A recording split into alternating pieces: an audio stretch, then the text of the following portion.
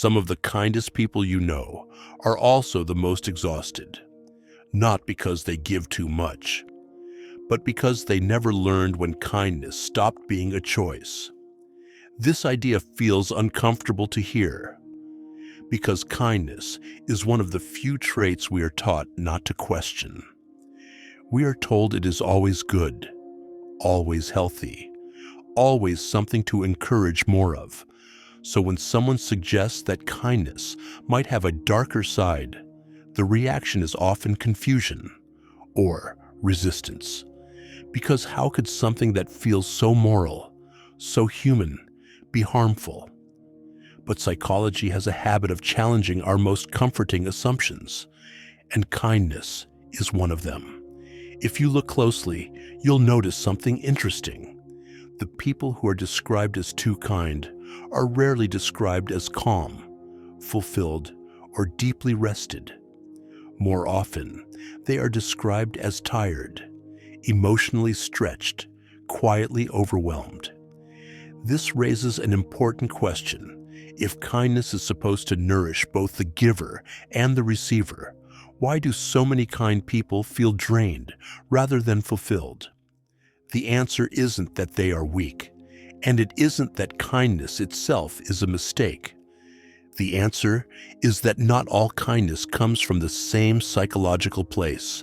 Some kindness is chosen, and some kindness is learned under pressure. That distinction changes everything.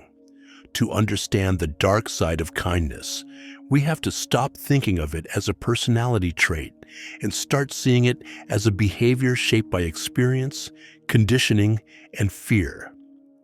Because for many people, kindness did not begin as generosity. It began as adaptation. Early in life, the human brain is focused on one primary task: safety. Not happiness, not authenticity, just safety triggers withdrawal. In some environments, kindness is gently encouraged. In others, it becomes a requirement. The child notices that when they are quiet, helpful, and agreeable, things go more smoothly. Conflict decreases, tension lowers, approval appears. Over time, this creates a powerful internal equation. Being kind equals being safe. This equation does not stay in conscious thought. It embeds itself in the nervous system. And once kindness becomes associated with survival, it stops being optional. This is where many people unknowingly cross a psychological line. They don't just act kind. They become kind in order to belong. As adults, these individuals are often admired. They are seen as reliable, emotionally intelligent, easy to be around. They are the ones people trust, the ones people call when they need help, the ones who always seem to manage, but inside, something else is happening. Their kindness is no longer guided by capacity. It is guided by fear. Fear of disappointing others, fear of rejection, fear of being seen as difficult, selfish, or unloving. So they say yes even when they want to say no. They listen even when they are exhausted. They help even when they are depleted. From the outside, it looks like virtue.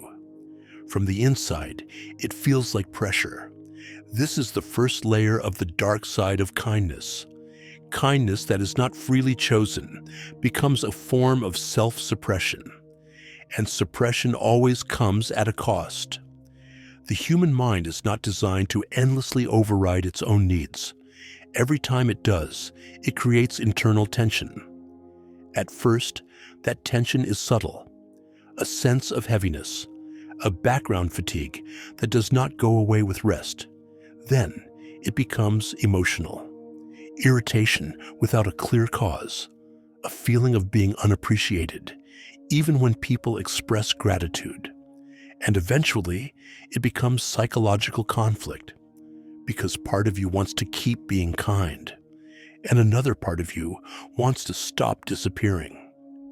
This internal conflict is exhausting. It drains energy not because of what you are doing for others, but because of what you are constantly denying in yourself. This is why many kind people do not feel angry in obvious ways. They feel tired instead. Tired is often anger that never found permission to exist. At this point, something important happens. The identity of the kind person becomes fixed. You are no longer just someone who helps. You are someone who is expected to help. Once an identity is formed, the pressure intensifies. If you try to pull back, guilt appears. If you assert a boundary, anxiety follows. If you prioritize yourself, shame whispers that you are changing. So you keep going, and the cost keeps growing. Psychologically, this leads to a slow process of self-erasure. Your preferences become unclear. Your desires feel less important. Your limits become negotiable. You slowly lose contact with what you actually want. This is not because you don't have desires. It is because you have learned that expressing them is risky. Over time, this creates a strange emotional state. You are surrounded by people. You are needed. You are appreciated. And yet, you feel unseen. Because no one is responding to who you are.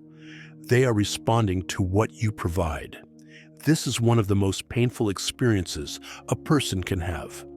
Not loneliness in isolation, but loneliness in usefulness. And this is where resentment begins to quietly form. Not loud resentment, not dramatic anger, just a subtle sense of imbalance. A feeling that you are giving more than you receive, that your kindness is expected, but rarely reciprocated, that your presence is valued more than your well-being. This resentment often scares kind people because it does not match the image they have of themselves. So instead of listening to it, they suppress it further.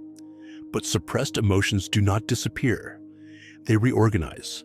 They leak out as sarcasm, as emotional distance, as passive withdrawal, or sometimes they explode. This is why people are often shocked when someone who has always been gentle suddenly snaps. But from a psychological perspective, this is not a personality change. It is accumulated pressure reaching its limit. This is the moment where many kind people begin to believe something is wrong with them. They think they are failing at kindness, or becoming bitter, or losing their moral center. In reality, they are encountering the consequence of kindness without boundaries. And this is where we need to be precise. Kindness itself is not the problem. The problem is kindness that is disconnected from honesty. When kindness replaces truth, it becomes a mask, and masks are heavy. The longer you wear one, the harder it becomes to remember what your own face feels like. True kindness does not require self-abandonment. It includes limits. It includes rest. It includes the ability to say no without guilt. Psychologically healthy kindness comes from choice, not compulsion. When kindness is chosen, it restores energy. When it is forced, it consumes it. This is why boundaries are not the opposite of kindness. They are what make kindness sustainable. A boundary is not a rejection. It is information. It says, this is what I can give without harming myself.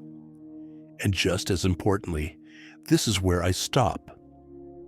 Many kind people fear boundaries because they associate them with selfishness. But boundaries are not selfish. They are honest. Without them, care slowly turns into resentment. With them, care remains genuine. This also changes how others relate to you. When your yes is not automatic, it becomes meaningful. When your no is clear, it becomes respected. And something subtle shifts. You are no longer valued only for what you provide. You begin to be seen as a person again. In the end, the dark side of kindness is not cruelty. It is neglect. neglect of limits, neglect of needs, neglect of truth. When kindness is driven by fear, it erodes the self. When it is guided by honesty, it strengthens both the giver and the receiver. So the question is not whether you are kind. The question is whether your kindness is free, free from fear, free from obligation, free from the need to earn belonging. Because only then does kindness stop breaking you and start becoming what it was meant to be.